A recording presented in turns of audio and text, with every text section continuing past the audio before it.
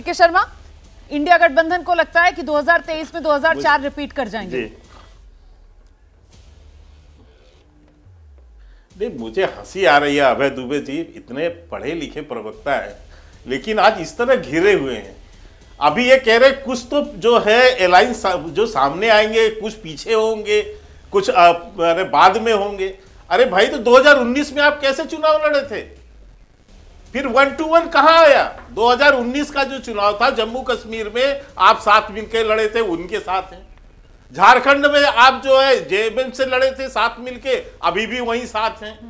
आपके लिए जो बड़ी चुनौती, और यही नहीं, साउथ के सारे जो है प्रदेश, सब जगह आप जो है, तमिलनाडु में आप साथ मिलके लड़े, तेलंगाना में किसी से आपका गठबंधन ना इस बार होना ना पहले होना था, आंध्रा में ना पहले था ना इस बार होगा।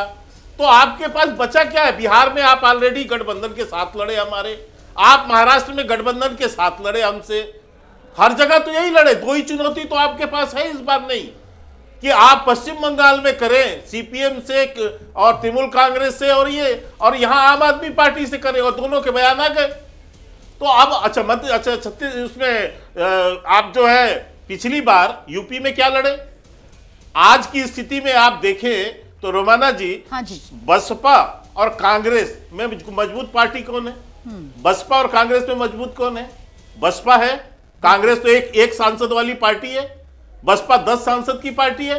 आप जो है पिछली बार बसपा और सपा मिलकर चुनाव लड़े हमारे अगेंस्ट में, विधानसभा में कांग्रेस मिलकर चुनाव लड़ी, इसके बावजूद आपका रिजल्ट क्या है? तो आप किसको बता रहे हो कि 1 to 1 किसको भ्रम में दिखा रहे हो? किसको बेवकूफ बनाना चाहते हो आप? ये सारे अलायंस वही है। अभी मेरे मित्र जो है पंकज शर्मा जी कह रहे थे कि नया नया बच्चा होता है तो उसको संभालना होता है। शर्मा साहब, मैं केवल इतना कहना चाहता हूं, ये यूपीए गठबंधन का नाम ही घमंडिया गठबंधन बना है। यूपीए गठबंधन में कौन कौन थे? एक दो नई पार्टियां थी, वही आप पार्टी पहली बार आ रही है उसमें, और दूसरा ममता बनर्जी। इसके अलावा तो सब यूपीए के अंदर थे।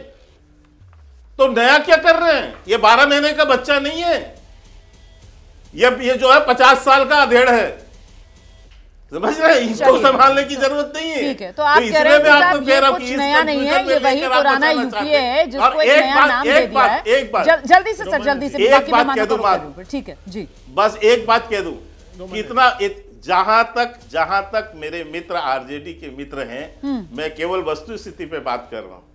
शक्ति जी, 2019 में इसी बिहार की जनता ने आपको पूरे बिहार से बाहर कर दिया। एक सीट भी आपका लोकसभा चुनाव में नहीं है, एक सीट नहीं जीत पाया आप वहां से। और ये भी आपको बता दूं, आरजेडी आज जितनी ऊंची ऊंची लालू प्रसाद बात कर रहे हैं ना, उनको वहां की ही जनता ने दिया है ये परिणाम। तो इतनी ऊंची ऊंची बातें मत कीजिए, जमीन पे रह के बातें कीजिए। ठीक है, जमीन समझिए क्या है। ठीक है, मैं शक्ति यादव के पास चल रही हूं, लेकिन उससे पहले 30 सेकंड का समय मुझे पता है आपका आर्गुमेंट, याद रखिएगा 77 और 78 सीट है भाजपा। ठीक है, आइए अभय जी, आइए 30 सेकंड के लिए आइए, फिर शक्ति जी आपके पास आइए। ये बस 30 सेकंड ले रहा हूं। ये जो घटिया विक्षिप्त एनडीए का गठबंधन है ना, आधे भारत से तो बाहर है साहब। दक्षिण ने तो पहले ही दरवाजे बंद कर दिए। 13 प्रांतों की भारतीय जनता पार्टी की सरकार है जहां पर इन्होंने पोलराइजेशन चरम पर कर दिया। इसके बाद पोलराइजेशन नहीं कर सकते, अब वो उतार पर है। तो ये सिर्फ जो हिंदी हार्टलैंड में जहां सारी मैक्सिमम सीटें जीती थी, वहां इनकी 100 से 125 सीटें कम होगी, इनको बहुमत नहीं मिलेगा। और इंडिया का इस डिबेट को याद रखिएगा। मुझे लगता है सर, उतार और चढ़ाव को लेकर हमें तो यहाँ बैठकर कुछ एनालिसिस करना ही नहीं चाहिए सर, क्योंकि गुजरात विधानसभा चुनाव से लेकर मध्य प्रदेश विधानसभा चुनाव तक हमने देखा है कि किस तरीके से उतार कहा जाता रहा, लेकिन बीजेपी नए से नए सिरे जो है उसको चढ़ती हुई नजर आई है। मैं शक्ति यादव जी के पास चल रही हूँ और इस सवाल के साथ चल रही हूँ। शक्ति यादव जी, रोमाना जी एक लाइन मुझे, ठीक है शर्मा जी, एक लाइन बोलिए शर्मा जी, मुझे एक लाइन मात्र बोलना है। एक लाइन बोलिए। नहीं, मुझे एक लाइन। मैं अभी ये 2019 के बहुत आंकड़े गिना रहे हैं, इसलिए इनको एक आंकड़ा बता देता हूं। 17 राज्यों में कांग्रेस के खाते नहीं खुले, 0 सीट है। केवल 7-8 राज्य ऐसे हैं जिसमें 1 से 2 सीटें हैं। और सुन लीजिए, केवल डबल डिजिट का आंकड़ा भी आपने कहीं पाया है तो केरला में, अटक से कटक, केरला में 11 सीटें, 12 सीटें आपके पास। इसके अलावा डबल डिजिट में भी नहीं आया। बढ़िया किया।